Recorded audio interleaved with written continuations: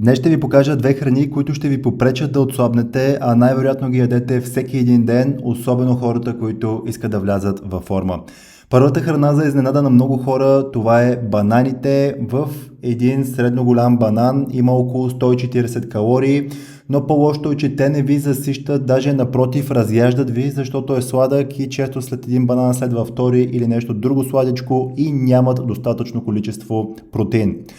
Другата храна, която ще ви покажа, тя се използва често за закуска и това са овесените ядки. На 100 грама овесни ядки има 350 калории, но те не са вкусни и хората добавят допълнителни неща, като мляко, сушени плодове и калорийният прием се вдига двойно, а и те също нямат протеин вътре в тях достатъчно. Последвай ме за още съвети за храна и тренировки.